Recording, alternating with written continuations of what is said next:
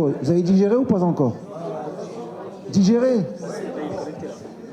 Attends, il va falloir digérer le reste.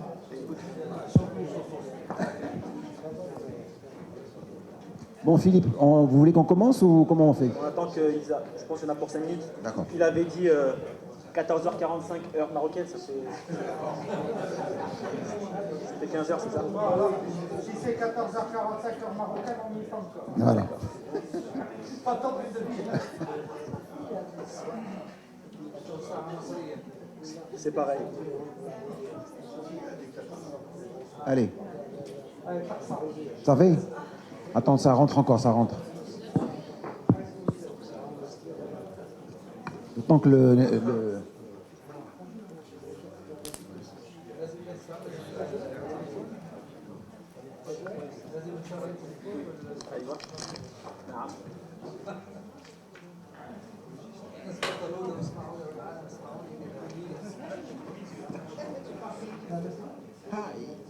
Comment vas-tu? Ça va?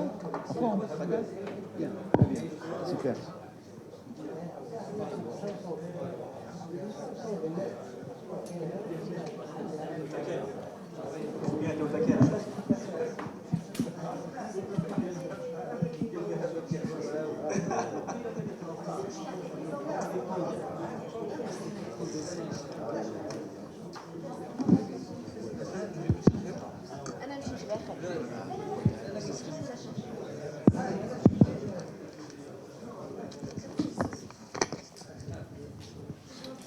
Bon, mesdames et messieurs, on va démarrer la session de l'après-midi.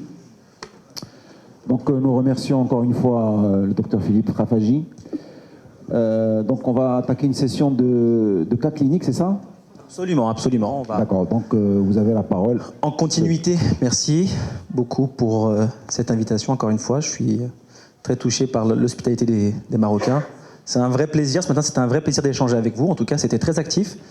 Et on reste sur le même créneau, c'est-à-dire une vraie session interactive où vous participez.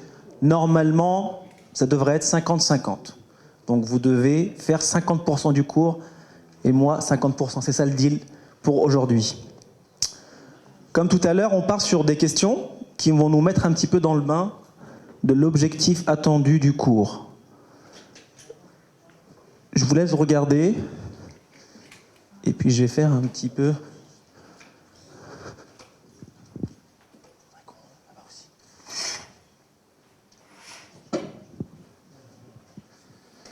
Donc c'est le même login de tout à l'heure. Vous vous connectez et puis normalement vous avez la session cas clinique. Je regarde l'heure parce que tout à l'heure je me suis fait avoir, j'ai l'impression, sur l'heure. Il est 15h pile là?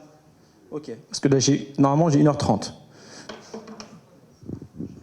Donc, un patient tabagique. Donc clairement, les patients tabagiques, c'est un groupe de patients qui est très important, en tout cas en France, dans la pratique clinique et en particulier dans la pratique libérale, qui consulte pour une altération modérée de l'état général, qui est un peu bâtarde.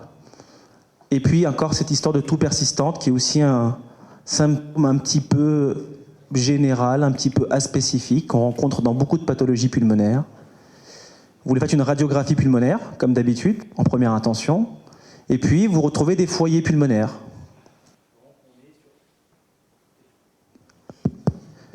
On est sur donc la catégorie des foyers pulmonaires. Vous décidez de lui compléter par un scanner, sans injection de produit de contraste pour commencer,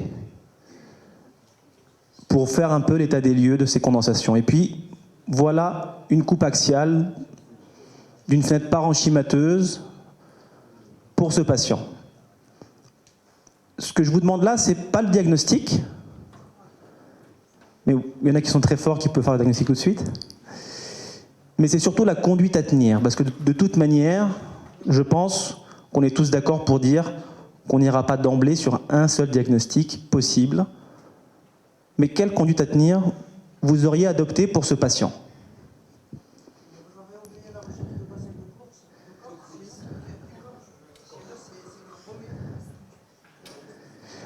Ça rentre dans le bilan biologique. Donc vous avez une fibroscopie et bilan. Donc là, c'est ouvert. Vous le bilantez. Généralement, si vous décidez de le bilanter... On a droit à une seule réponse. Oui, tout le temps une seule réponse. C'est juste... Là, c'est pas forcément une bonne ou une mauvaise réponse. C'est surtout pour voir un peu quelles sont votre pratiques courantes. Et ce qui est bien, c'est que c'est anonyme, donc personne ne le saura. C'est juste pour avoir une idée un petit peu.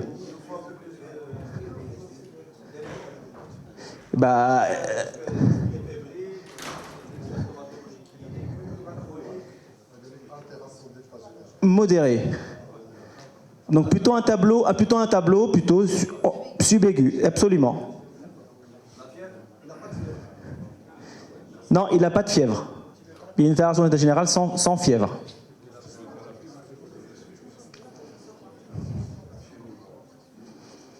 Donc prélèvement histologique, c'est ponction, hein, pour ceux qui...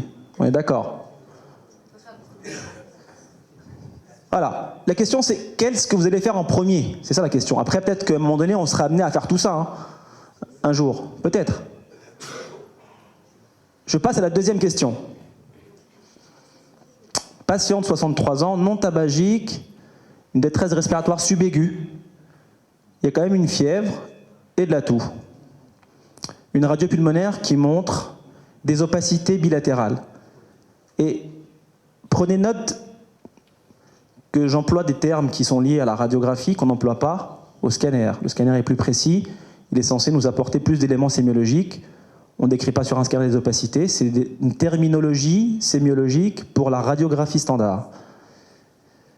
Et donc des opacités bilatérales, et puis vous décidez, pareil, d'évaluer par un scanner, après injection de produit de contraste, et vous avez ça. Voilà les diagnostics possibles pour ce patient. Une seule réponse toujours.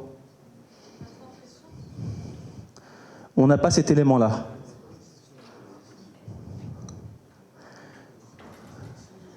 Bien évidemment, les gammes diagnostiques, finalement, vous allez voir qu'elles dépendent de la description sémiologique. Si on part sur une bonne description sémiologique et qu'on en fait une analyse systématique, on a certaines gammes diagnostiques qui apparaissent. Ok. Soumettez, c'est bon, il n'y a plus rien d'autre. Il y a deux questions. Tout le monde a répondu? Répondez s'il vous plaît et soumettez vos réponses pour que nos ingénieurs informatiques et c'est du lourd, puissent nous transcrire. Je reviens à la première question. On verra les réponses. Mais juste d'abord, qu'est-ce que vous avez retenu de ce matin? Qu'avez-vous retenu du cours de ce matin? Quel message ou quels sont les messages que vous auriez retenus du cours de ce matin? Je sais qu'en post-prandial, c'est un peu dur. Moi, j'ai pris un café, je suis remonté à bloc. Alors, l'un après l'autre, ça c'est pas mal. Monsieur? Dites-nous ce que vous avez retenu du coup. Donc, voir les anomalies radiologiques sur toutes les coupes, c'est-à-dire séquentielles, et donc faire une MIP axiale, puis MIP coronale, puis parfois mini-MIP. D'accord. Donc, le collègue, lui, il a retenu qu'il fallait faire des reconstructions. Tout le monde a retenu ça? Du coup, ça veut dire quoi? Ça implique quoi pour vous dans votre pratique? Donc, une démarche analytique, mais surtout parce que on avait vu au départ, quand on avait sondé les gens, que 70% d'entre vous regardaient sur des images, des planches. Donc, ça impliquerait quoi pour vous? Oui, non, mais avant effectivement de parler de sémiologie, si on veut reconstruire et si on veut évaluer, il vous faut absolument une console et une lecture sur console. C'est ça que ça veut dire. Ça c'était le message principal. Pour que vous puissiez appliquer ce qu'on a raconté ce matin, et pour pas que ça reste de la théorie, il faut absolument, le prérequis, c'est que vous investissiez. C'est ça que je suis en train de vous expliquer. Alors, j'ai pas de part, moi, dans des structures qui vendent des logiciels de lecture, mais je vous invite très fortement à le faire, à vous renseigner sur des logiciels qui vous permettraient d'archiver. Il y a des logiciels gratuits. Alors gratuit, il y a les versions pro sont mieux. Je ne sais pas si vous parlez d'Osiris par exemple, sur Mac. D'accord. Bon, en tout cas, je pense qu'il faut que vous vous renseigniez sur le sujet. Et il y a des logiciels qui ne sont pas trop chers. Et des systèmes surtout d'archivage qui sont intéressants aussi, parce que le suivi du patient, si vous en avez la possibilité, et normalement vous le faites en pratique, ça vous permet de revenir sur ces antériorités et de les comparer également. On avait vu qu'il y avait une résolution temporelle, cette évaluation dans le temps des anomalies qui permettent de faire le diagnostic dans beaucoup de cas de figure. Alors, les résultats. D'accord. Bon, bah ça c'est une bonne chose. En tout cas, on vous invite fortement à le faire, en tout cas. Alors, première question. OK. Première question.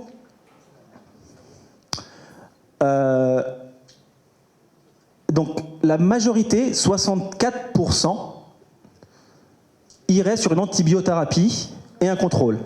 Ça veut dire que vous êtes parti sur l'idée, forcément, qu'il s'agit d'une infection. Donc, que condensation égale infection.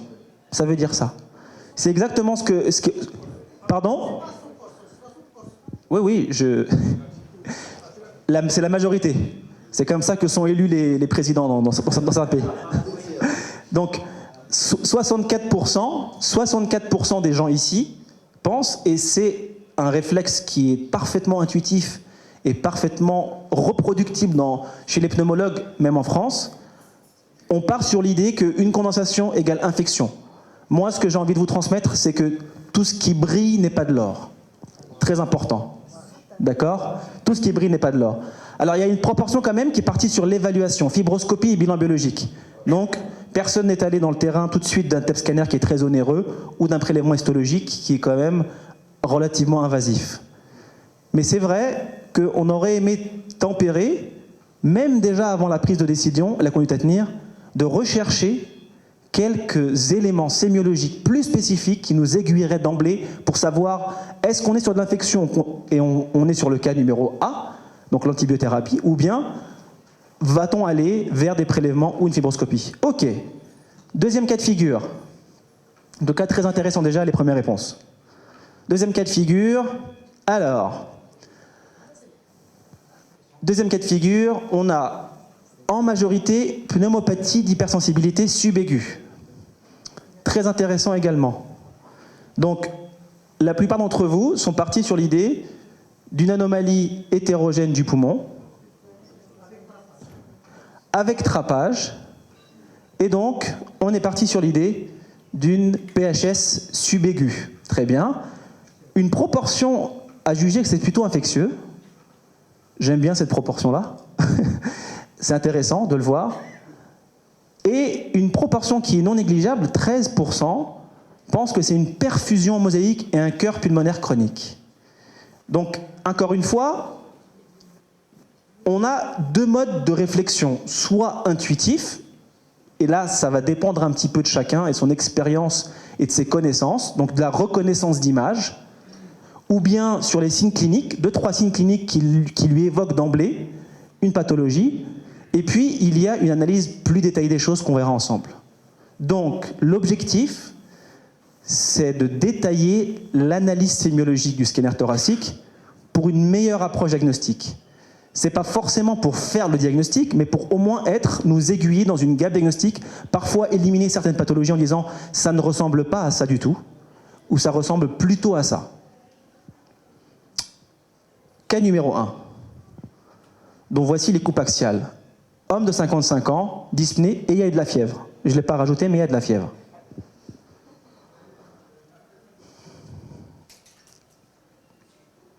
Qu'en pensez-vous ? Comment vous décrivez ça?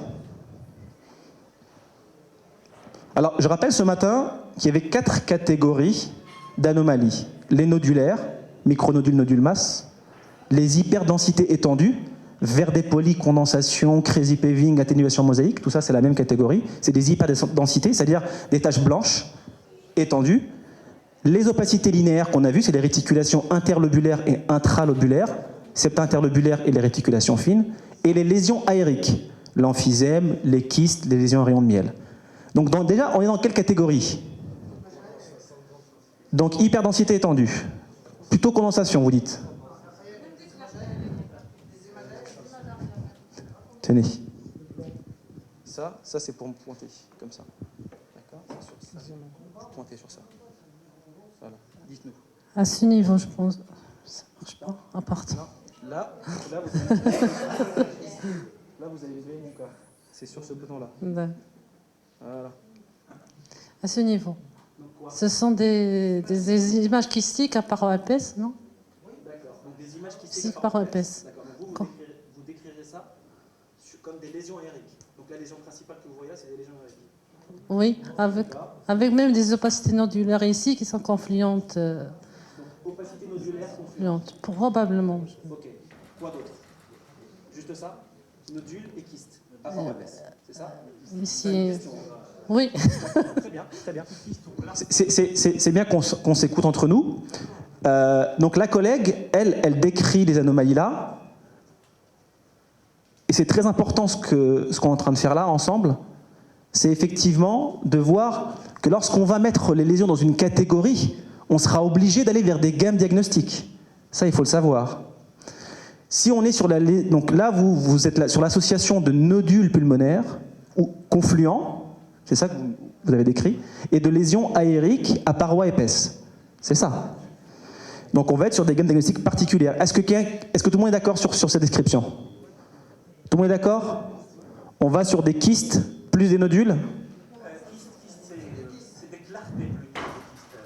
Lésions aériques. Lésions aériques, on avait vu ce matin, soit c'est de l'emphysème, soit c'est des kystes.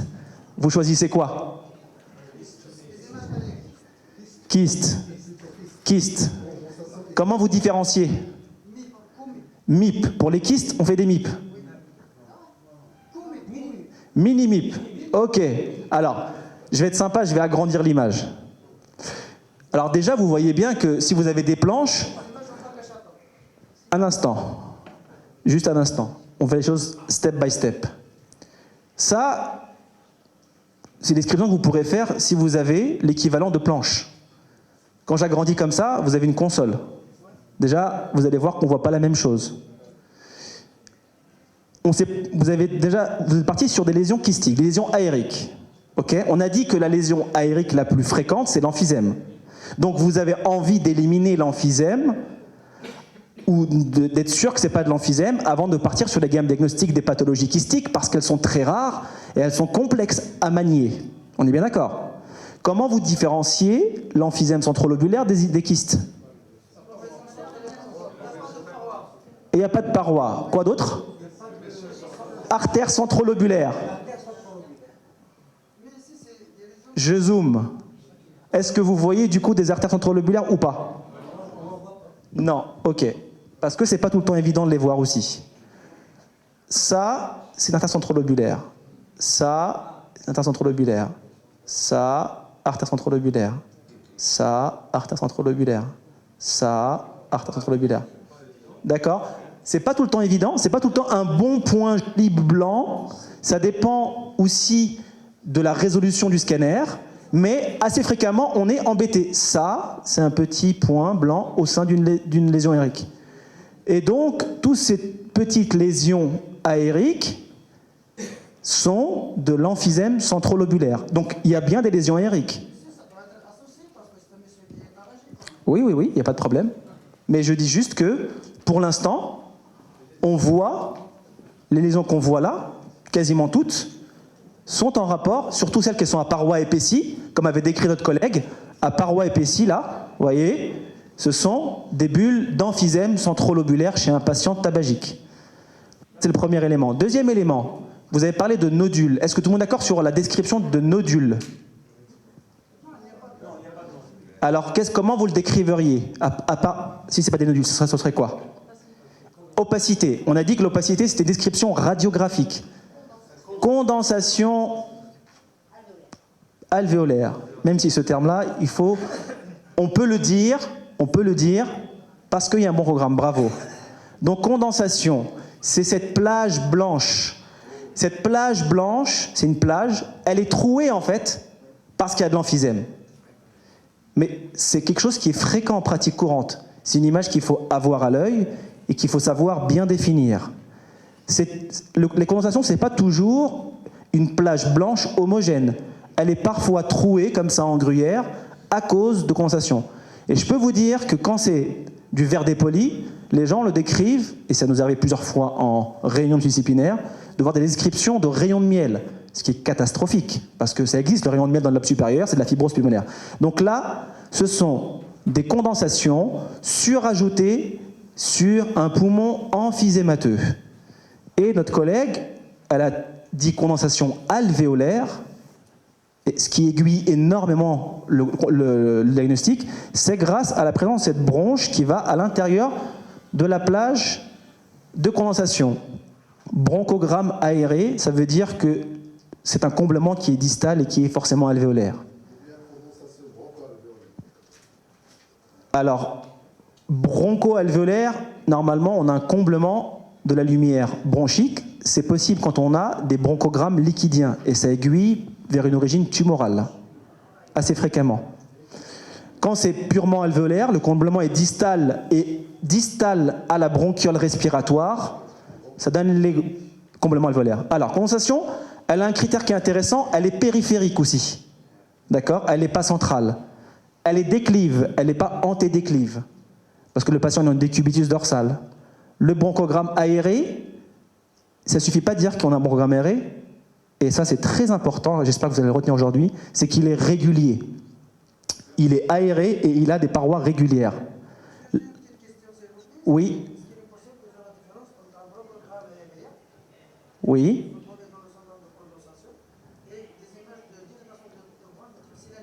Oui. C'est comment d'ailleurs? Comment vous différenciez, comment vous pouvez différencier une des bronchectasies, d'accord, les DDB, on préfère le terme bronchectasie cylindrique.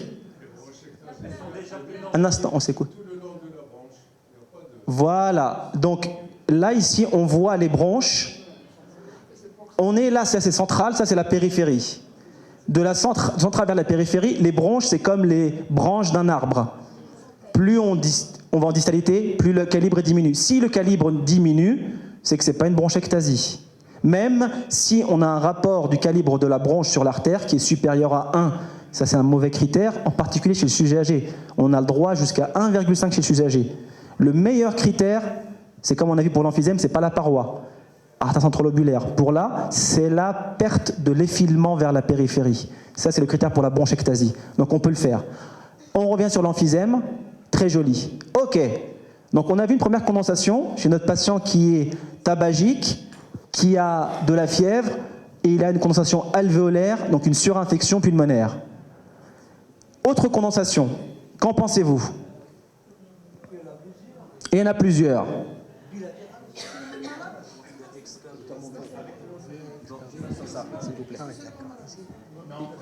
Laissez juste notre collègue. Vous inquiétez pas, on fera. Alors il y a cette opacité là, il y a cette condensation, pardon. Là, il y en a plusieurs là en sous-pleural. Il y en a ici là aussi, probablement à gauche. C'est des nodules multiples bilatéraux. Voilà. Excavé peut-être. Celui-là, comment vous le décrivez celui-là? Ça. Il est irrégulier, il est grossièrement arrondi. C'est une condensation grossièrement arrondi. D'accord. On voit en son sein cette bon, est-ce qu'on doit dire clarté aussi à la TDM? Bronche. Donc bronche, voilà. Et là aussi, il y a cette image là. Super. Voilà. Ok. Ok, donc très bien. Donc là, elles ont un critère un peu différent de tout à l'heure. Là, on a une condensation qui ressemble un peu à celle de tout à l'heure. Mais ici, on a un critère qui est intéressant. C'est la distribution bronchovasculaire. On a des bronches qui vont vers la périphérie, la condensation suit la distribution des bronches. Et puis on a une autre condensation, ou un nodule, ou une masse, qui est un critère un peu atypique et particulier. Voilà, verre d'épaule intérieur et condensé à l'extérieur. Comment ça s'appelle? Le signe du halo inversé. Très bien, on a des experts dans la salle, c'est génial. Et donc ces signes-là, avec une condensation, effectivement, ça renvoie vers une pneumonie organisée. En particulier, c'est ce signe-là qui est inconstant, mais le signe qui est beaucoup plus fréquent pour les pneumonies organisées, qui est de loin le plus fréquent, c'est la distribution péribroncovasculaire. Elle n'est pas pathognomonique, on peut l'avoir dans l'infection aussi, mais elle est très en faveur de pneumonie organisée. Le signe du halo inversé, on peut le voir dans d'autres pathologies également, notamment les pathologies aspergillaires, l'aspergillose invasive, et également l'infarctus pulmonaire. D'accord? Donc, elle n'est pas uniquement décrite dans la pneumonie organisée. Ok. Encore une condensation. Donc, pour l'instant, on a vu deux types de condensation qui donnent sur deux pathologies différentes, avec des critères scanographiques différents. Qui veut décrire cette condensation? Condensation. Ou pas condensation? Infection. Sur poumon emphysémateux. Alors,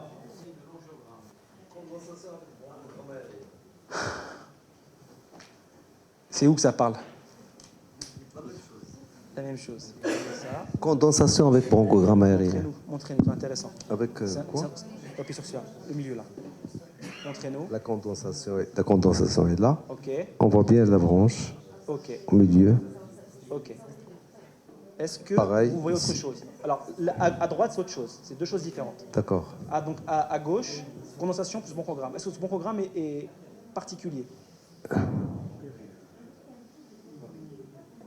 Je peux pas dire de bêtises, je sais pas. D'accord. Merci. Donc, bronchogramme, condensation, ok. Regardez ce bronchogramme-là et ce bronchogramme-là. Ah, j'ai entendu des choses intéressantes là-bas. J'arrive. Oui. Alors, c'est le même bouton, hein. Oui. Faut pas me griller mon cas. Non, je ferai gaffe. Voilà, là sur cette condensation-là, on voit bien que la scissure qui est complètement bombée, bon, il n'y a pas de passage, du moins j'en vois pas, je vois pas de franchissement de la scissure, mais la scissure est quand même un petit peu bombée. Et ici, on a là, Ce qui est à droite, ce qui est à gauche et à droite, c'est deux positions différentes. Ah bah d'accord. Ah, pourquoi vous les mettez dans la même plaque là? Je me suis Et par contre, en restant à gauche, que pensez-vous du bronchogramme? Et ben là, du coup, il s'arrête à un moment donné. Ok. Là, on le voit plus. Surtout quand on compare au bronchogramme. Oui, Je vais essayer de mettre à droite pour que ce soit un peu un élément comparatif. Donc notre collègue, elle a relevé un élément très intéressant. On a une condensation, mais on a un signe. Là, vous avez la scissure à gauche, la grande scissure à gauche, la grande scissure à droite. La grande scissure à droite, normalement, elle est rectiligne. Elle n'a pas de raison de faire cet effet de concavité, d'accord, ou de convexité, ça dépend on est où. Et donc, ça s'appelle un bombement scissural. À partir du moment où vous voyez une condensation plus bombement scissural, alors il y a l'infection exceptielle, effectivement, mais est-ce que c'est le premier diagnostic? Tumorale, condensation tumorale. Donc du coup, la question qu'on s'est posée tout à l'heure, quand on voit une condensation, effectivement, là, si on a un bombement scissural, on va tout de suite aller vers le prélèvement histologique. Alors il y a un autre signe qui est intéressant, c'est cette bronche. Il y a un bronchogramme, mais qui est étiré très fin. Une lumière, regardez la lumière ici du bronchogramme, et regardez ici. Ici, on voit à peine la bronche. C'est un signe en plus en faveur, c'est un stretch bronchogramme qui est décrit dans les adénocarcinomes lipidiques.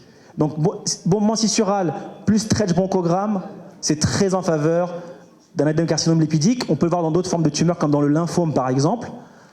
Ici, c'est un autre cas d'adénocarcinome lipidique, mais vous voyez, sans qu'il y ait de bombement scissural, avec un aspect un peu hétérogène du poumon. C'est une forme qui est un peu plus rare, mais retenez bien ce signe du bombement scissural et du stretch bronchogramme. Ok. 3 condensations, 3 pathologies différentes et un critère en commun. Alors, monsieur, attendez, j'arrive. Là aussi, hein, ne grillez pas mon cas. Donnez le micro, s'il vous plaît. Regardez le micro. Ah non, c'est bon, ça marche. Ah non, ça c'est bon, mais juste le micro pour parler. Alors. Alors ici et là, on voit des plages de verre dépoli. Okay. De même sur les 2 autres radios. D'accord. Il y a un aspect en mosaïque, parce que ce qu'on appelle un aspect en mosaïque, c'est ce contraste. Donc des dépolis et grisailles ici. Ok, donc des zones hyper, vraiment un aspect en mosaïque. Non, non. D'accord. Vous revenez du coup sur cette histoire de spermosé. En tout cas, verre dépoli, condensation, ok. Oui. Et quels critères on peut remarquer sur ces condensations? Est-ce que quelqu'un voit un point commun? Vous vous rappelez le jeu des 7 erreurs, là, quand on a les deux images? Est-ce qu'il y a des points communs entre les deux? Ici, il y a des branches, ici, il n'y en a pas. Bronchogramme. Donc on est sur du comblement alvéolaire, comme disait notre collègue tout à l'heure. Bronchogramme à paroi régulière, pas de problème dans les trois cas de figure, mais est-ce que quelqu'un a remarqué quelque chose? Je peux reprendre dans les autres. Je peux reprendre la main? Oui, bien sûr. Merci. Concernant les condensations, là on cherche des signes supplémentaires concernant les condensations qui permettent d'aiguiller. La distribution, c'est comment est la distribution? Tout à l'heure, on disait des condensations périphériques. Est-ce qu'ici, elles sont périphériques également? Elles sont plutôt comment? Elles sont diffuses? Plutôt centrales, on m'a dit. Pourquoi vous dites que c'est central? Parce que, regardez la périphérie du poumon. Alors, regardez ici. Regardez ici.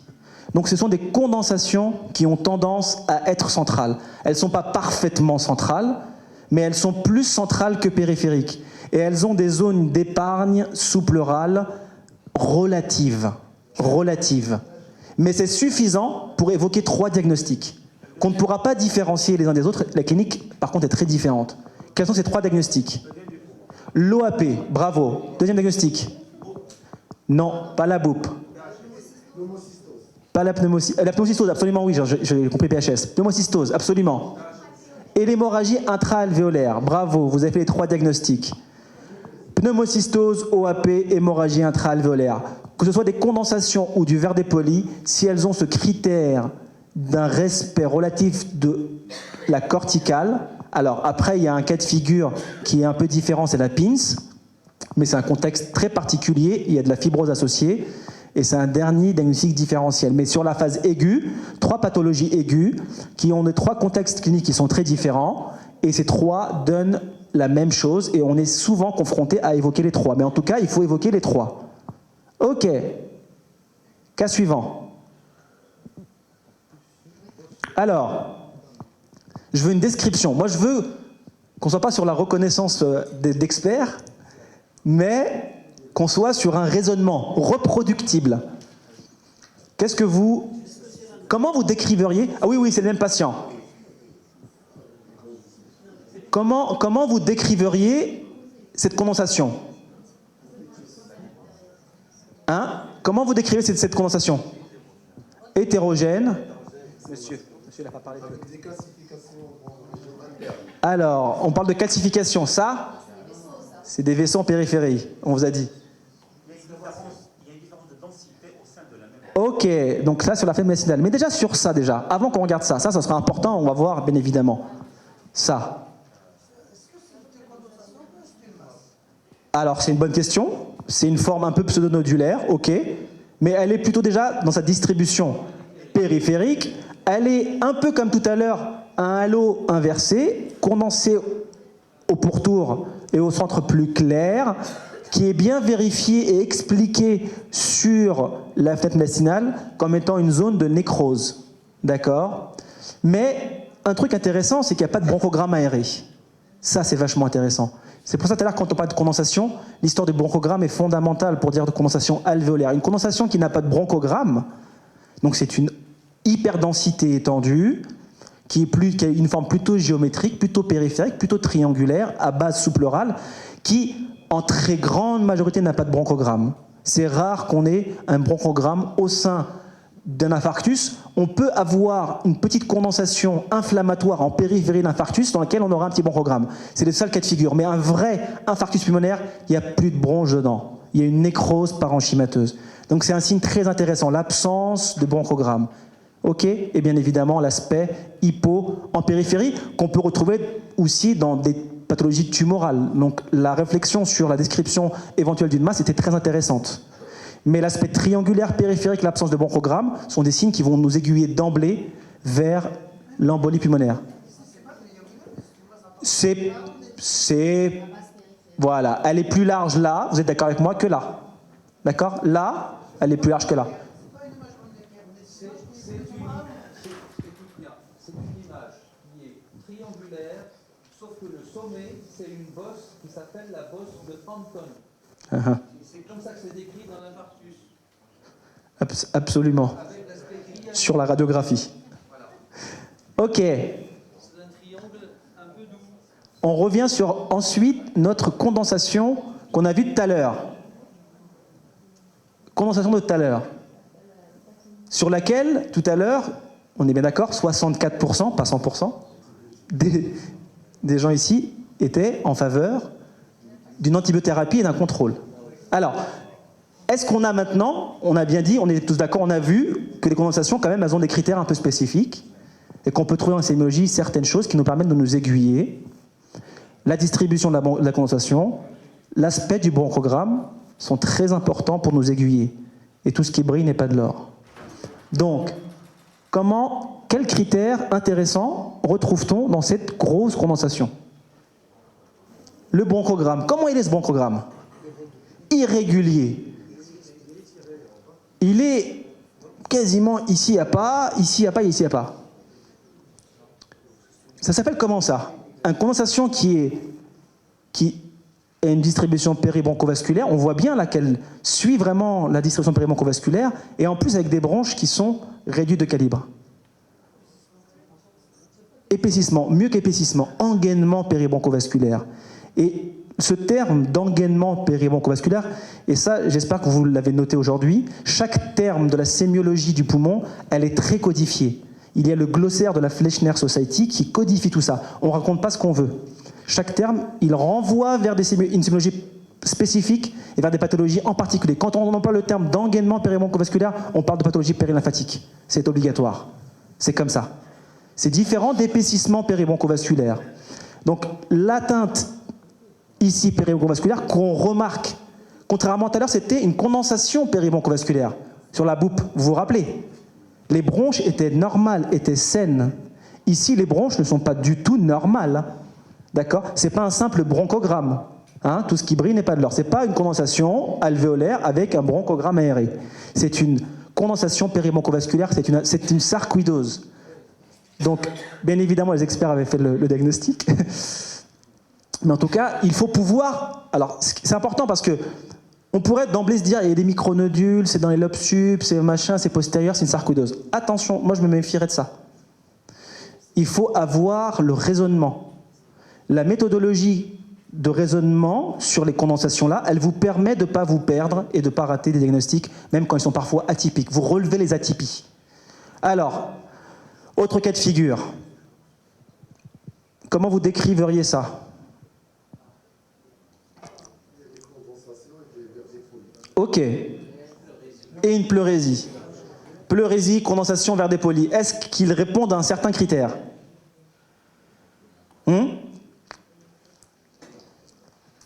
Est-ce qu'il y a quelque chose qui vous frappe? Déclive, bravo. Déclive, bravo, j'aime bien ce terme-là. Encore mieux que déclive. Regardez, attendez. Un gradient de densité. D'accord? Alors ça, peut-être vous n'allez pas le voir dans votre pratique courante, ça c'est un SDRA.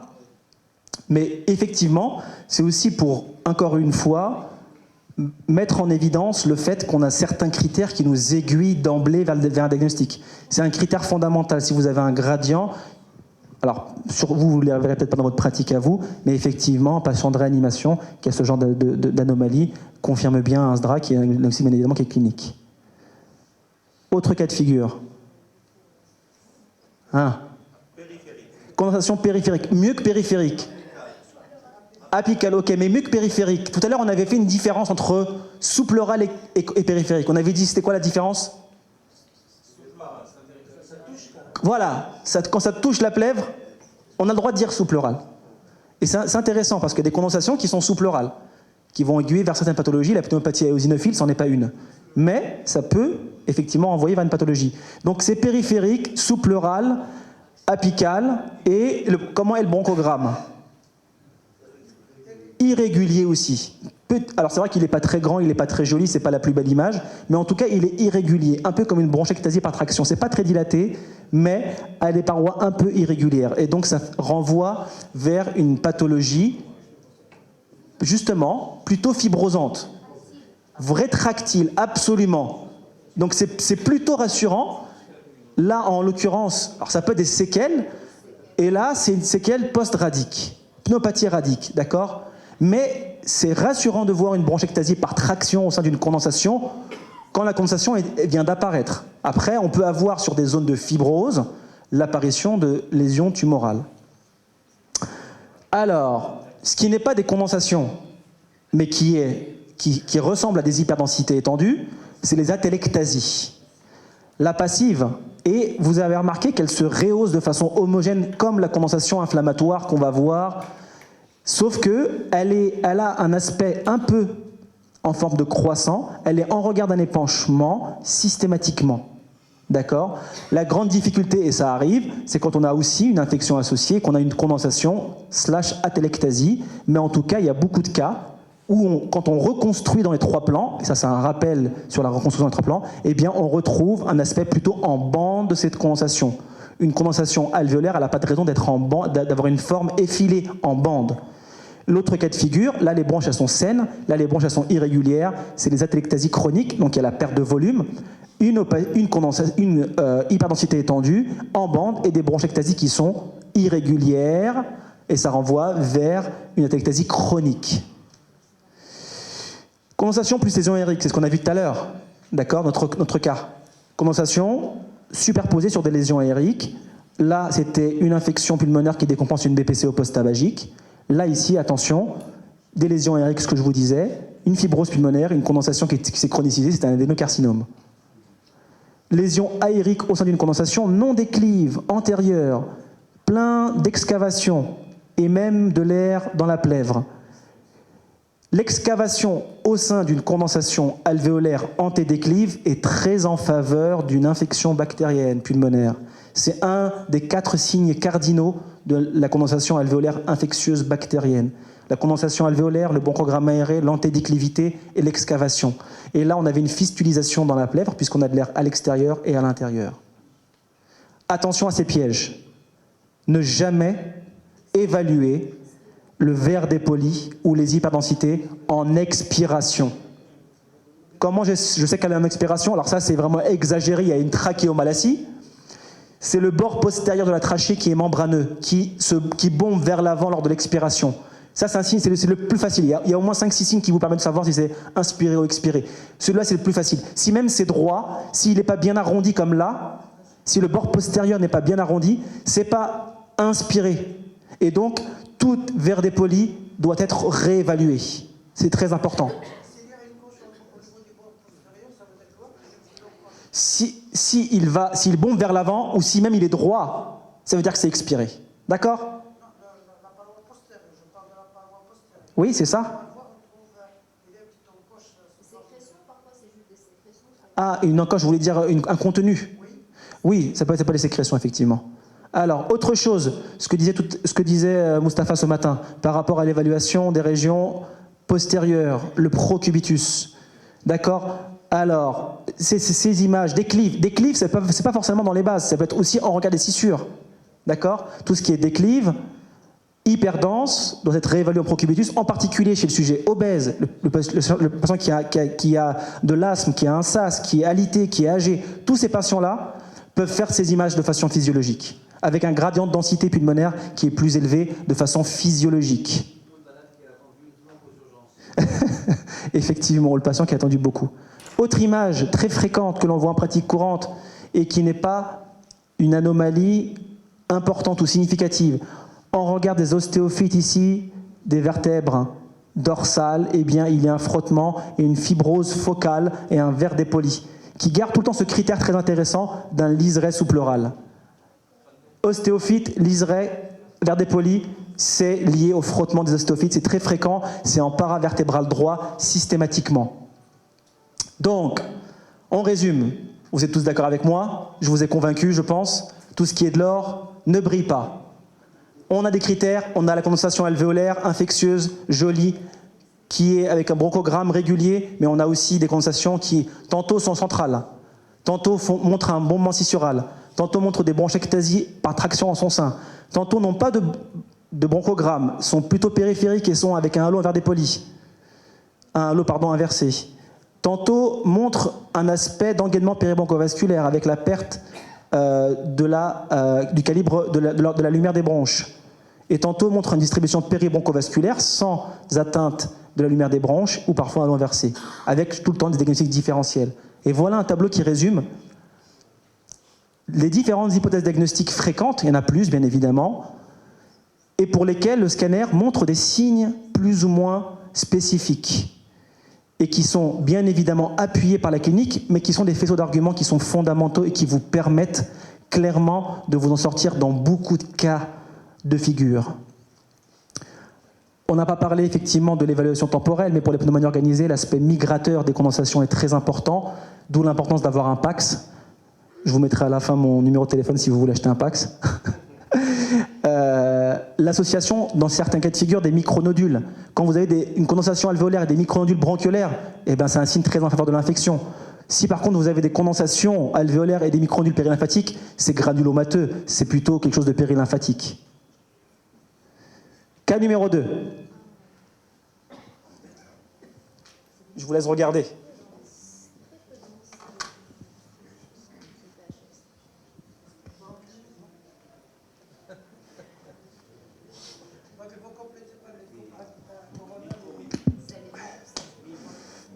Alors.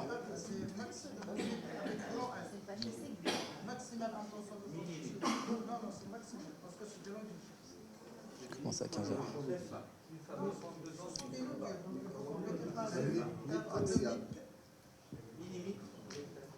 Qui parle de... Quelqu'un qui n'a pas parlé. Oui, oui. C'est ce bouton-là. Hein. D'accord? Celui-là. Faut pas... Non, voilà, celui-là. Voilà. Montrez-nous. Il y a des micronodules. Des micronodules des deux côtés, diffus. D'accord. Est-ce qu'ils ont une particularité, ces micronodules? Homogènes. Ils sont homogènes. À la limite flou. Ici, ils respectent... Est-ce qu'ils sont pleins comme ceux qu'on a vus ce matin? Est-ce qu'ils sont denses? Non.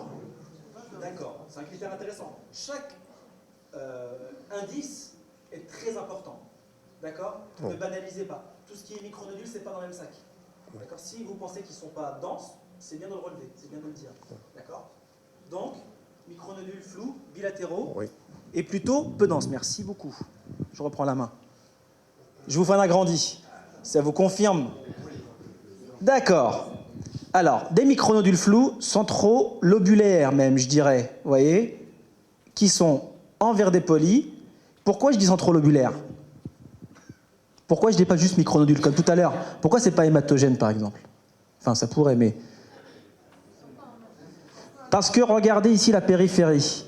Il y a le nodule et il y a la périphérie. Vous vous rappelez tout à l'heure des septa interlobulaires épaissis? C'est le négatif. C'est le négatif d'épaississement des septa interlobulaires. C'est le négatif. Vous aviez tout à l'heure les septa épaissis qu'on avait vus ce matin. D'accord? Là, ici, vous voyez le centre qui est blanc, la périphérie qui est noire. Exactement comme si on faisait un négatif d'épaississement des septa interlobulaires. Et quand vous avez cette image de négatif, eh bien, vous êtes sur des nodules centrolobulaires. Et quand vous dites nodules centrolobulaires, la gamme diagnostique se réduit drastiquement. C'est automatique. Chaque terme est très important car il renvoie vers des gammes diagnostiques très précises. Quelle est la première question que vous aimeriez poser pour ce patient? Donc, il a des nodules envers des polis centrolobulaires. Quel? Bravo. Il fume ou il ne fume pas? Pourquoi? Voilà. Première question, tout le monde est d'accord avec ça? Est-ce que le patient est tabagique? Car les deux diagnostics les plus fréquents, c'est bien évidemment, vous avez fait le diagnostic, c'est un cas typique d'une pneumopathie interstitielle, d'une pneumopathie d'hypersensibilité subaiguë, d'une PHS, d'accord? Mais la première question qu'on se pose, c'est est-ce que le patient fume ou pas? Car théoriquement, les patients qui fument ne développent pas de PHS. On a quand même des cas dans la littérature de PHS chez le sujet tabagique. En tout cas, c'est un argument qui permet quand même, dans la majorité des cas, de s'en sortir. Tabagique, pas tabagique. Alors, il y a d'autres diagnostics qui peuvent donner aussi des nodules flous centrolobulaires, en particulier dans l'OAP et l'hémorragie intra-alvéolaire. C'est les deux plus fréquents. Dans l'OAP, on a les autres signes d'OAP, et on a une BNP éventuellement élevée, un patient cardiopathe, des épanchements pleuraux, enfin pas mal d'autres signes. Et dans l'hémorragie alvéolaire, si elle est aussi importante que ça, eh bien elle est associée à une anémie, pas forcément à une hémoptysie. Alors voilà la PHS qui évolue plusieurs années plus tard, cette dame-là, vers une PHS chronique. Alors comment vous décrivez les signes? Pourquoi vous dites que c'est une PHS chronique? Si je vous montrais que ça, vous auriez fait le diagnostic. Alors, on parle de rayon de miel. Non. Il y a des bronchectasies par traction. Le terme bronchectasie est meilleur, mais vous avez parfaitement raison. Le trapage. D'accord. Épaississement des septa interlobulaires, trapage, bronchectasie par traction. Pas forcément d'engainement. OK. Et donc, l'aspect d'atténuation mosaïque, c'est ça, hein, l'inscription. Cheesehead sign, qui est intéressante. Pourquoi? Parce qu'elle fait discuter ce qu'on a vu tout à l'heure. Tout à l'heure, ici, beaucoup de gens ont pensé à la PHS sur cette image-là. La question qui est importante, encore une fois, c'est pas de reconnaître un dossier typique. Là, je vous montre des dossiers typiques. La question, c'est quelle méthode d'analyse vous allez avoir, systématique, reproductible, qui vous permettra de vous en sortir dans les dossiers qui sont moins typiques. Alors, quand vous avez ça, voilà quatre figures d'atténuation mosaïque. Le terme atténuation mosaïque n'est pas forcément égal à perfusion mosaïque. Very important. Ok, très très important.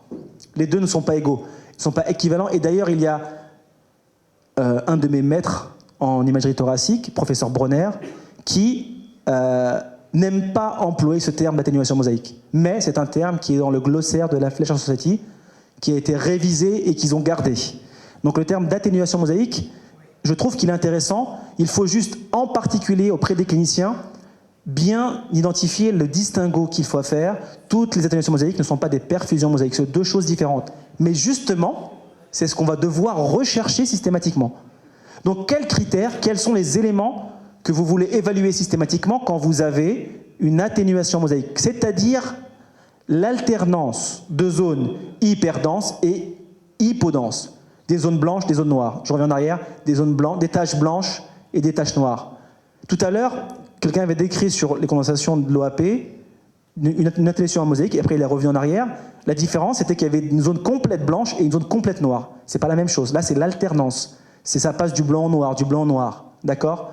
Ce passage du blanc au noir, c'est l'atténuation mosaïque. Et là, forcément, c'est une évaluation qui est particulière. Donc, qu'est-ce que vous regardez? Comment vous pouvez vous en sortir? Vous cherchez quoi? De façon systématique. Est-ce que vous essayez de poser un diagnostic directement? C'est dur.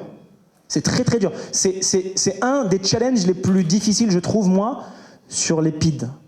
C'est ces histoires d'atténuation mosaïque, sur lesquelles on n'est souvent pas d'accord avec les cliniciens. Mais moi, je vais être d'accord avec vous aujourd'hui. Ou alors, je vais vous mettre d'accord avec moi. Qu'est-ce qu'on regarde? Eh bien, on se pose déjà la question de la vascularisation. Est-ce qu'il y a un problème vasculaire? Et comment on arrive à identifier l'anomalie vasculaire? Eh bien, on regarde les vaisseaux. D'accord? Et Mustapha me pose la question, mais de quel vaisseau tu parles? Donc je lui répondrai, les artères pulmonaires. Perfusion mosaïque, là on ne parle pas d'artères systémiques, comme dans les distributions hématogènes, mais là on parle d'artères pulmonaires. Artères pulmonaires, il faut regarder les artères pulmonaires, les comparer leur nombre et leur calibre entre les zones hypo, noires, et les zones hyper, blanches. Mais pas n'importe où. Si on compare une région centrale et une région périphérique, il y a déjà une disparité de calibre. Il faut regarder dans la même zone périphérique. Exemple, on est là, il y a une zone blanche, une zone noire, une zone noire, une zone blanche qui est à côté, ici. Et ce qu'on remarque, par exemple, chez ce patient-là, si même on compare ici, les vaisseaux ont un calibre relativement constant entre les zones hyper. On voit plein de petits points blancs, c'est la vascularisation, et ici on voit des points blancs qui ont à peu près le même calibre dans les zones blanches. Donc il n'y a pas de disparité de calibre vasculaire. Si je compare ces patients-là, on voit les zones blanches, on voit les zones qui sont plus noires, à même hauteur. Et là, on va diviser en deux la région centrale et la région périphérique de façon un peu grossière. Et bien, sur le même niveau, ici et là, on voit les calibres complètement différents entre les zones blanches et les zones hyper. Donc là, il y a disparité de calibre. Donc là, il y a perfusion mosaïque. Là, il n'y a pas. Ici, est-ce qu'il y a entre là et là? C'est pas franc. C'est pas très franc. Et quand c'est pas très franc, je me méfie. Quand on regarde ici, ben là, entre les zones hypo et hyper, ah si, là, on voit des vaisseaux. Là, j'en vois quasiment pas. Alors que c'est à côté. C'est hypo, hyper. Donc, ça nous permet de dire déjà si on est sur une perfusion mosaïque ou pas. Une fois qu'on a dit ça, on n'a pas fini. Qu'est-ce qu'on regarde d'autre? Parce que l'atténuation en mosaïque, c'est 3 types de pathologies, 3 familles. Des pathologies infiltratives, des pathologies vasculaires, donc artérielles pulmonaires, je suis plus précis, et des pathologies qui sont aériennes, bronchiques, bronchiolaires plus exactement. C'est les petites voies aériennes. Donc comment on différencie? On a regardé d'abord la perfusion mosaïque, oui, non. Et l'autre chose, c'est regarder s'il y a un piégeage lobulaire. Si on a un piégeage, on va vers la pathologie bronchiolaire qui peut secondairement donner une anomalie de vascularisation, de perfusion. D'accord? Et donc là, on regarde piégeage, pas piégeage. Normalement, il faudra avoir un inspi et un expi. Me diriez-vous? Il faut comparer l'inspiration profonde à l'expiration forcée. Et quand vous comparez les deux, eh bien, qu'est-ce que vous recherchez? Vous recherchez une majoration du contraste entre les zones hypo et hyper, numéro 1, et numéro 2, une constance du volume des zones hypodenses. La constance du volume. Le volume n'est pas réduit. L'air est resté piégé en périphérie. Alors ici, vous me faites confiance parce que je n'ai pas l'inspi et l'expi, et c'était pour avoir tout sur la même diapo. Là, ici, on n'a pas de piégeage. Là, ici, on n'a pas de piégeage en expiration. Là, ici, on avait un piégeage. Et là, ici, on avait du piégeage. Ce qui veut dire quoi? Pas de disparité de calibre vasculaire, piégeage négatif. Et donc, on est sur une pathologie infiltrative. C'était une infection pulmonaire, avec d'ailleurs une lame d'épanchement pleural. Ici, on avait une disparité de calibre vasculaire, pas de piégeage. Il s'agissait d'un CPC post-embolique. Ici, on n'avait pas de disparité de calibre vasculaire, mais un piégeage, on était sur une PHS subaiguë, qui n'avait pas encore de traduction de redistribution vasculaire. Et là, on était sur notre PHS chronique, avec non seulement du piégeage, mais en plus des anomalies de perfusion, donc une pathologie bronchiolite constrictive secondaire, effectivement, à cette PHS chronicisée. Voilà un peu la réflexion qu'on vient d'énumérer ensemble. Alors, quand on parle de pathologie des petites voies aériennes, on peut avoir dans des pathologies, des bronchopneumonies, des bronchopathies chroniques qui évoluent vers des bronchiolopathies constrictives, en partie. Cas suivant. Ça va, tout le monde, j'ai tout le monde avec moi là ou j'ai perdu des gens en route? Hein? C'est un peu dur là en postprandial là. Hein? Si vous voulez vous lever, faire un peu 3 pompes là et vous relever, on peut y aller hein, si vous voulez.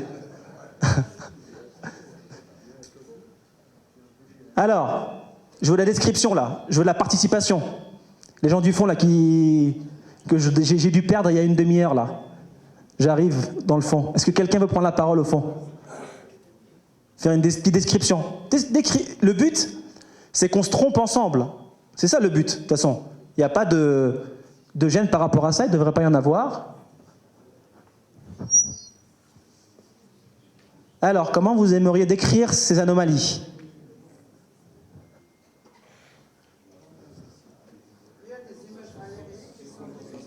Tenez. Attendez, j'arrive. Alors, par contre, faites attention, s'il vous plaît. C'est ça, il faut appuyer sur ça. D'accord? C'est ça c'est pour montrer. Et ça, le micro, pas de la bouche. Pardon. Allez-y. Donc, ce que je vois, c'est des images aériques, surtout au niveau du sommet avec trachéomégalie. Et des images aériques, parfois, ils sont de calibre irrégulier. Et effectivement, des épaississements des septums interlobulaires, ça veut dire subpleural. Et c'est bilatéral. Et les lésions aériques, comment vous les... Dans quelle catégorie vous les mettez? Lésions aériques? Ce sont des images de fibrose. Ah non, attendez. Ouais. Ça, c'est le diagnostic, ça, la fibrose. Ouais. La sémiologie. Bon, ça peut être soit de rayon de miel, comme ça peut être de dilatation de bronchotraction. Et comment vous faites la différence? C'est du coupe coronale ou bien du coupe sagittale. Ok. Et donc j'ai entendu kyste. Monsieur, vous dites kyste. Allez-y, si vous pouvez prendre le micro. Qui a dit kyste? Quelqu'un a dit kyste ici? Non mais allez-y, il n'y a pas de problème. C'est pas faux, forcément faux. Hein. Quelqu'un veut rajouter quelque chose? Est-ce que quelqu'un veut rajouter quelque chose dans la description? Donc là, pour l'instant, on a des lésions aériques des lobes supérieurs, des hyperdensités associées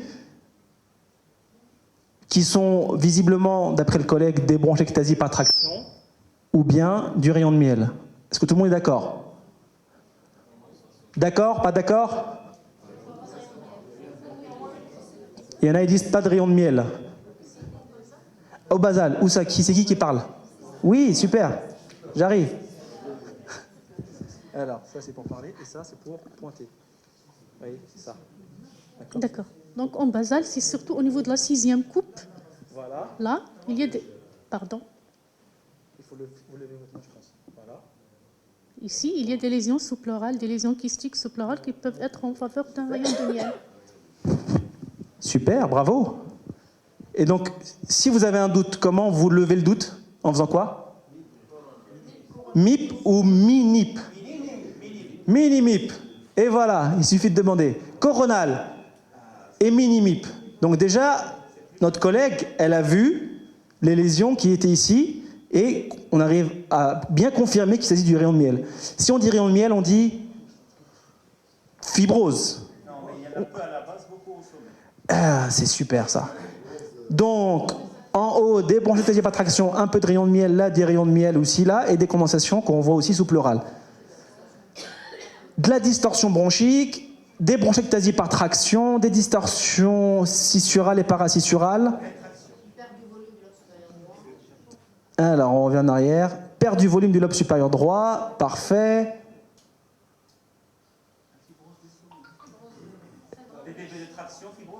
Super.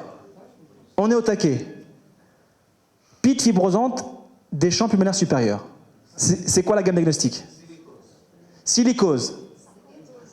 Séquelles. Sarcoïdose. Quel stade? Stade 4. La tuberculose. Séquelaire. Donc séquelles. Rayon. Pneumonie bilatérale. SPA. Quoi d'autre? Pour l'instant, on a surtout comme diagnostic pathologique, alors je mets les séquelles à part, mais vous avez parfaitement raison, d'accord, qui peuvent être bilatérales aussi importantes, c'est rare. Généralement, quand les séquelles post-tuberculeuses, quand elles sont aussi importantes, elles sont généralement unilatérales.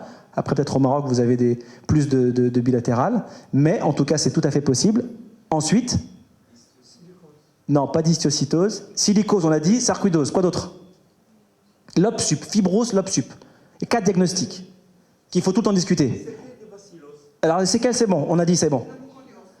Pneumoconiose, silicose, c'est bon. Ou autre. PHS chronique, bravo. La PHS chronique. La PHS chronique, il y a 2 signes princeps. La distribution lobe sup, prédominance lobe sup, et le piégeage qu'on a vu tout à l'heure. C'est les 2 signes intéressants. Le reste des signes, ils sont discutables. Donc, syndrome de fibrose emphysème, parce que là, on avait du rayon de miel dans les bases. Il a raison de se poser cette question-là, mais l'emphysème, ce serait à lobe sup. Est-ce que là, on avait lobe sup, on avait de la fibrose? Mais c'est une bonne réflexion, parce que par rapport à l'idée des séquelles, par exemple, on voit bien qu'il y avait quand même de la fibrose au niveau des bases. Donc, c'est un peu mort pour les séquelles. Il en reste un, je vous ai pas dit. Fibroélastose pleuroparenchymateuse, qui se confirme bien sur des condensations pleuroparenchymateuses bilatérales relativement symétriques. Alors attention à ça, c'est les coiffes apicales. Et ce qu'il faut savoir, alors ça c'est une image que je vous ai montrée ce matin pour les nodules. Je vous la remonte là pour la fibroélastose. Alors la fibroélastose pleuroparenchymateuse, c'est une maladie très rare, qui peut être très délétère chez le sujet jeune, et qui généralement pour ces sujets-là va vers la transplantation assez rapidement. Du point de vue anatomopathologique, elles ont exactement le même aspect que les coiffes apicales, que le substratum des coiffes apicales. Les coiffes apicales, elles ont un signe assez intéressant, c'est l'hypertrophie de la graisse extrapleurale. L'évaluation de la plèvre, elle se fait en regard de la côte. Si on a entre la côte, ici, et le poumon, un espace, c'est que c'est épaissi. C'est bien de tout le temps l'évaluer sur la fenêtre médiastinale pour voir la densité. Densité graisseuse, hypertrophie de la graisse bilatérale et symétrique, un peu nodulaire, c'est des coiffes apicales. Là, on avait bien sûr beaucoup d'images de fibrose. Elle est aussi souvent décrite, la PPFE, donc la fibrose avec la pique. Donc les patients qui ont des pics, une bonne partie d'eux font de la fibrolastose associée, ce qui ne change pas leur prise en charge et leur traitement. Dernier cas, et après je vous laisse tranquille.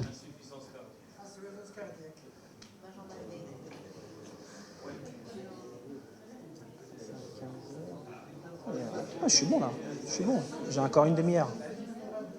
Alors,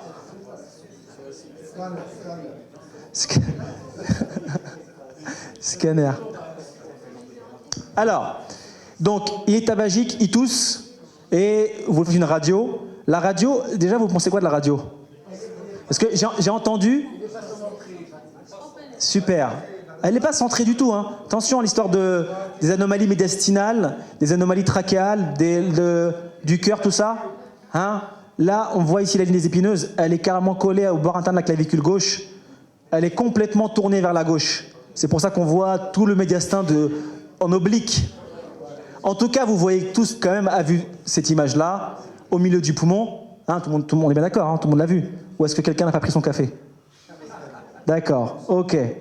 Donc bien sûr, on lui fait un scanner, le patient est tabagique, on est quand même embêté, on lui fait ce scanner-là. Et là, qu'est-ce qu'on retrouve? On retrouve notre masse, d'accord?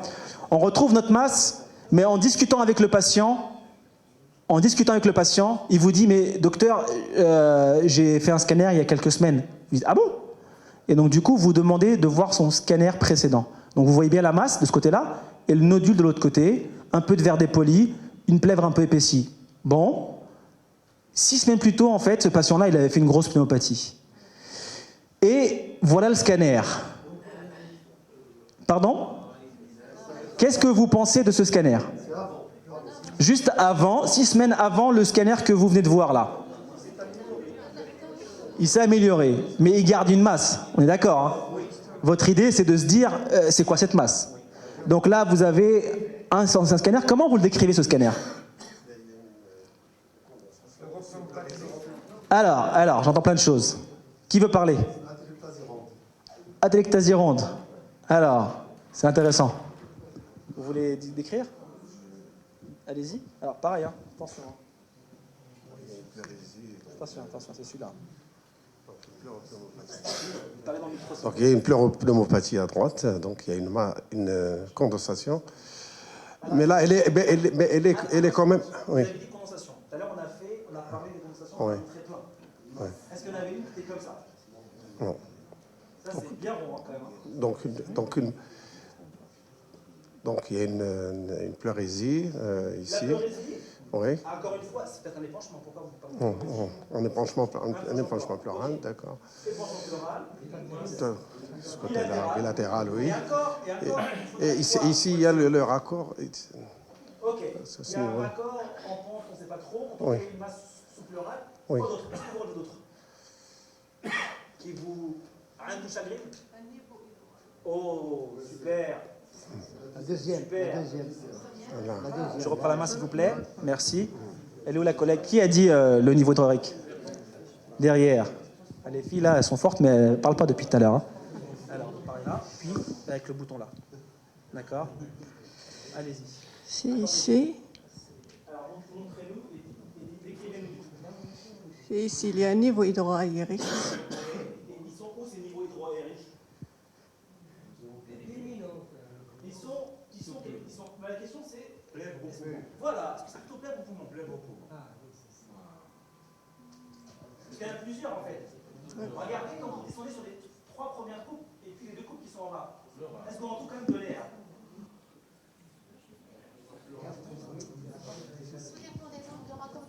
Ça dépend. Alors, il y a l'angle de raccordement, c'est une chose, et le niveau hydrorique, c'est autre chose. L'angle de raccordement, effectivement, on ne sait pas trop, mais la collègue, elle a vu ici les niveaux hydroaériques, là aussi, mais là, il y a un petit peu d'air, là, il y a un petit peu d'air, là, il y a encore un niveau, là, il y a de l'air, là, il y a un petit niveau, et là, il y a de l'air. Donc, est-ce que c'est parenchymateux ou est-ce que c'est pleural? Ou est-ce que c'est pleural et parenchymateux?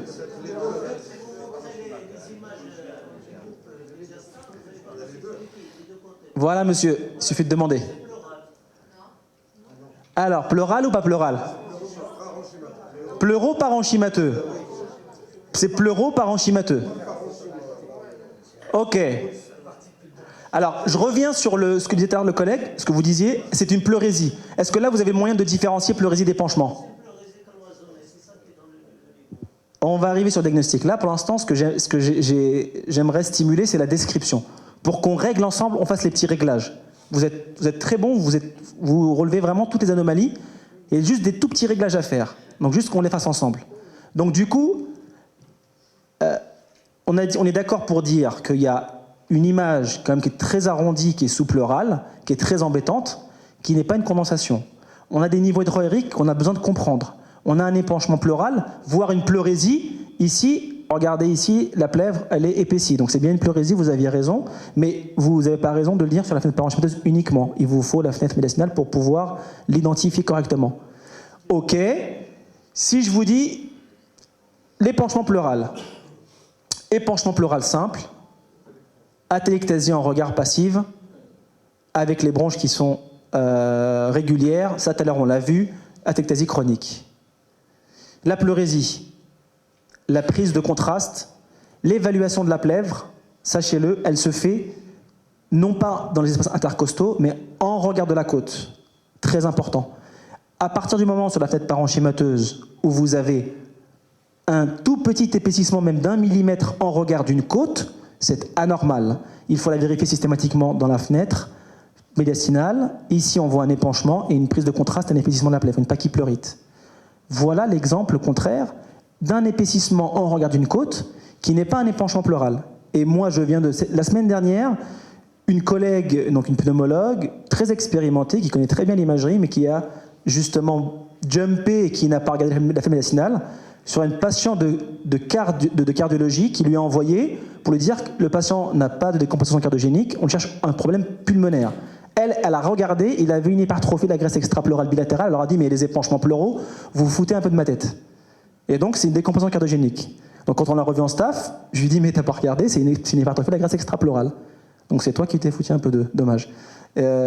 Donc pour le coup ils lui ont renvoyé le patient, mais c'est pour vous dire que, encore une fois, tout ce qui brille n'est pas de l'or, tout épaississement dans la fenêtre parenchymateuse n'est pas un épanchement pleural. Même si ici on pourrait s'y méprendre et dire que c'est un épanchement pleural, hein, très facilement. Et c'est très fréquent de voir ces descriptions. Hypertrophie de la graisse extrapleurale.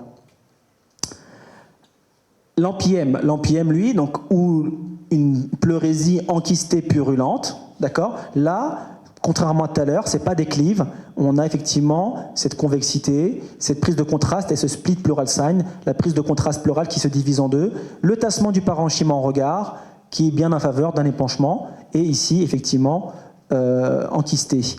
Quand il est très enquisté et très arrondi, ça devient très compliqué de le différencier d'un abcès pulmonaire, mais le signe ici d'un tassement parenchymateux en regard est encore en faveur plutôt d'un empyème, d'un épanchement pleural enquisté arrondi. Le fameux abcès, le niveau hydroaérique, un abcès pulmonaire, sachez-le, il se forme tout le temps au sein d'une condensation alvéolaire préexistante. C'est pas comme l'abcès hépatique. On n'a pas un foyer abcédé. Alors le seul contre-exemple, c'est les emboles septiques dans le poumon. Emboles septiques, endocardite comme nous a montré ce matin Mustapha. Là, on peut avoir des nodules excavés bilatéraux sans condensation associée, mais autour desquels on peut avoir parfois des halos envers des polis. Néanmoins, un gros abcès pulmonaire périphérique, il y a tout le temps une condensation autour et un niveau hydroaérique. Il faut se méfier quand même qu'il y a des choses qui ressemblent. Les cavités tumorales surinfectées, où là, on a des signes qui peuvent nous aider, comme par exemple l'envahissement de la paroi thoracique et de l'os. Et finalement, on a des anomalies qui ressemblent vachement, qui sont pas très fréquentes, mais on les voit quand même en pratique courante. C'est les infections des bulles. Infection des bulles, niveau hydroaérique, c'est pas un abcès pulmonaire. Ça, faut surtout pas aller essayer de le drainer. Donc on revient sur notre patient. Pleurésie, on est d'accord. Ça, vous l'avez dit. Cette espèce de masse sous-pleurale qu'on a du mal à définir, en tout cas qu'on arrive quand même à bien identifier indépendamment de l'épanchement, et ses niveaux hydroaériques. Ça nous fait plusieurs hypothèses finalement. On n'arrive pas à s'en sortir à donner un seul diagnostic. Donc la pleurésie, on est d'accord, ça ne change pas. Alors qu'est-ce que ça peut être ça? Je vous ai montré là quelques anomalies. Oui. On serait tenté de poser aussi la question, est-ce que ce patient a été ponctionné? Bravo. Est-ce que ce patient a été ponctionné? C'est une très très bonne question, c'est un très bon réflexe. Et effectivement, on va y venir. Alors même si c'était pas ça, c'était pas dans ce cas de figure, mais c'est un très bon réflexe. Et c'est la question qu'on s'est posée d'ailleurs. Et on a cherché partout à être sûr qu'il n'a pas été ponctionné. Tout le monde nous a juré, et effectivement, il n'a pas été ponctionné. L'empyème, donc sissural, éventuellement un empyème très focal. Nous, on arrive à la fin, on voit effectivement un empyème qui n'était pas complètement résolutif, une masse sous-pleurale quand même, tumorale, une cavité surinfectée qui aurait fistulisé dans la plèvre, c'est pour ça qu'on aurait des niveaux hydroaériques, ou alors une bulle surinfectée, c'est pas impossible. Eh bien, on avait un scan encore plus tôt que le premier, où on avait l'épanchement et où on avait effectivement ces bulles sous-pleurales qui se sont surinfectées par contiguïté à la pleurésie infectieuse et qui nous ont donné ces images très hétérogènes, très difficiles à évaluer. Bien évidemment, le message à retenir, c'est l'évaluation des antériorités. Cette résolution temporelle, et encore une fois, c'est pour vous motiver à avoir un PAX, à voir les antériorités du patient, à pouvoir comparer les images avant de partir sur des diagnostics qui peuvent être, pour le patient, très compliqués, parce que là, on serait parti sur une évaluation invasive de son nodule pulmonaire, avec des biopsies qui auraient été finalement des biopsies qui n'auraient pas rapporté grand-chose. Un autre cas de bulles surinfectées. Les bulles surinfectées, généralement, quand elles rentrent dans l'ordre, elles disparaissent quasiment.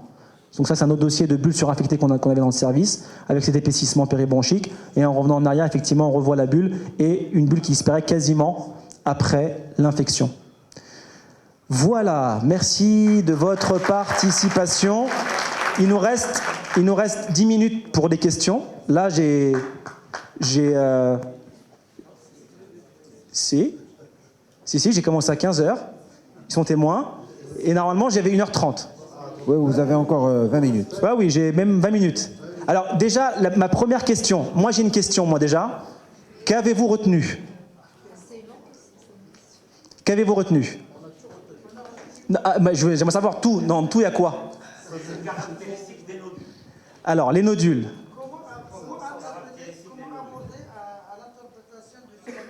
D'accord. Comment, du coup? Qu'est-ce que vous avez retenu? Donc, comment vous faites? Voilà. Donc, la sémiologie radiologique, déjà, j'espère que vous avez retenu.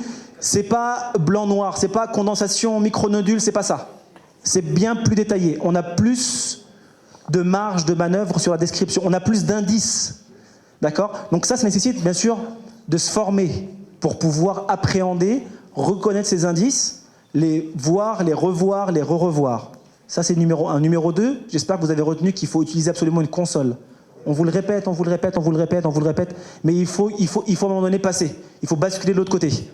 D'accord ? Tout ce qui brille n'est pas or. Moi, ce que j'ai retenu, c'est que tout ce qui... Super. Tout ce qui brille n'est pas de l'or. Il faut se méfier des choses trop belles aussi. Avez-vous des questions ? Le problème avec les CD, c'est qu'ils ne marchent pas. On a un problème. Il y a toujours des CD et on a peur, ça ne marche pas. En fait, parce que vous n'avez pas de PAX. Si vous avez PAX, en début de consultation, ce que font les privés chez nous, entre guillemets, c'est pas chez moi, mais c'est bon. En début de consultation, ils arrivent, ils mettent leur CD dans leur PAX, dans leur cabinet, ils font la consultation, le temps que le CD charge, ils terminent avec le patient, ils se posent avec lui et ils regardent en direct son scanner. Mais du coup, ils ont le temps de le regarder, ils font des reconstructions et ils donnent les grandes lignes. Bien sûr, ils regardent aussi le compte-rendu du radiologue et ça permet à vous d'être exigeant de vos radiologues.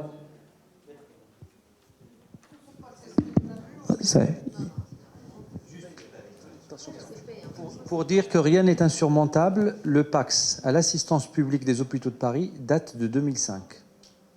Moi, je suis là-bas depuis 1997. J'ai vécu la période dans les staffs où on regardait sur le négatoscope.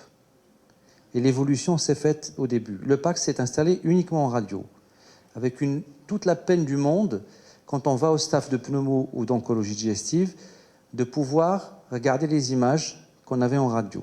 Et petit à petit, chaque salle de staff s'est équipée d'un ordinateur d'un PACS, et aujourd'hui, on fait les staffs de pneumo, d'oncologie, de vasculaire, etc., comme si on était en radio. Tout est sorti de la radio de façon démocratique et diffusée, sans perdre le travail du radiologue ni de ses compétences.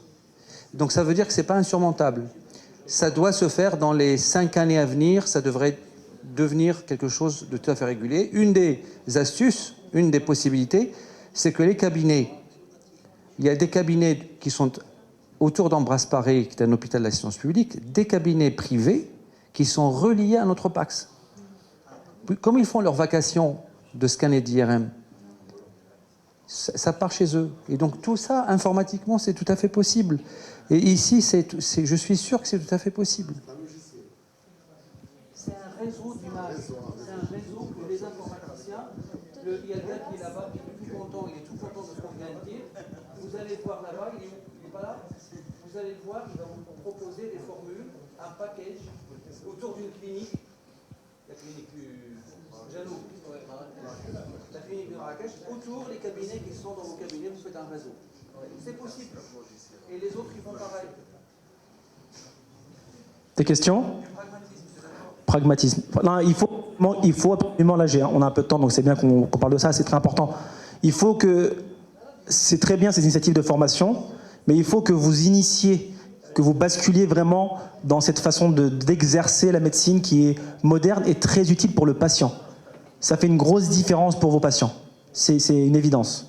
Et un autre point à ajouter peut-être, c'est avoir son échographe sous la main. Son échographe, c'est-à-dire? C'est-à-dire faut jeter un coup d'œil quand on a une suspicion de prolongement de... Tu nous embêtes avec tes ondes. Je parle pour nos pneumologues. Maintenant c'est-à-dire on commence à fonctionner, utiliser plus l'échographe, je pense que ça aussi, ça permet de résoudre certains... Non. En pratique, en réalité, non. C'est un intérêt, bien évidemment. C'est-à-dire, par exemple, d'aiguiller vos gestes. Quand vous aurez besoin de faire une ponction pleurale, bien évidemment, si vous avez un petit échographe portable, ça facilite la vie. Nous, on a aidé nos pneumologues à se former sur les ponctions sous échographie, les approchements pleuraux, parce qu'on s'amusait à faire ça et c'était vraiment très chronophage. Néanmoins, en aucun cas, ça va vous permettre de faire des diagnostics. On voit bien la puissance du scanner. Et le scanner, c'est un travail qui est un peu fastidieux. Ça paraît comme ça très compliqué à faire. Il y a une courbe d'apprentissage et je pense que vous avez besoin impérativement à vous y mettre. C'est fastidieux, mais en même temps, on a des clés aujourd'hui, on a un moyen de se former. Moi, ce que je disais tout à l'heure, on déjeune à midi, c'est ce que je raconte là, cette formation-là, je la fais à différents niveaux et tellement c'est devenu une connaissance accessible, je le fais à des D1, des 3e années de médecine. J'ai les étudiants de Paris 6 de 3e année qui viennent dans mon hôpital en stage de pneumologie et ils viennent assister aux cours qu'on fait aux internes de pneumologie et de radiologie. Et ils comprennent parfaitement ce qu'on raconte. C'est pas une connaissance si compliquée que ça, surtout quand elle est formulée de façon plus synthétique. D'accord? Et a fortiori, les étudiants de 6e année, j'ai aussi des étudiants de 6e année de Paris 13, eux sont hyper au taquet sur la sémiologie. Mais les étudiants de 6e année, ils sont... on va sur des discussions beaucoup plus avancées que ça. On est dans de la sémiologie très fine, des discussions très pointues, parce qu'ils ont cette éducation de leur génération, mais nous, on peut s'y mettre n'importe quand. C'est exactement comme tout le monde s'est mis à WhatsApp, on voit dans les contrées les plus éloignées du monde, tout le monde s'est mis à la page. Je vois pas pourquoi en médecine, on ne se mettrait pas à la page également sur les technologies qui sont déjà à disposition. C'est pas une technologie future, hein. Ça, c'est pas le futur, c'est pas l'avenir. Ça, c'est déjà le passé. L'avenir, c'est l'intelligence artificielle, c'est ce que vous racontiez ce matin. Des questions du coup sur ça ou c'était parfaitement intégré? Bon, bah écoutez, je passe la main. Merci beaucoup en tout cas.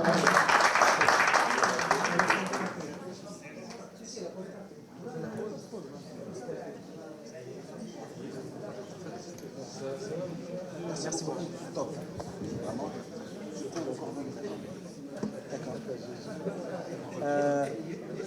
Je prends mes affaires ou je laisse ça? Je prends, ok. ça.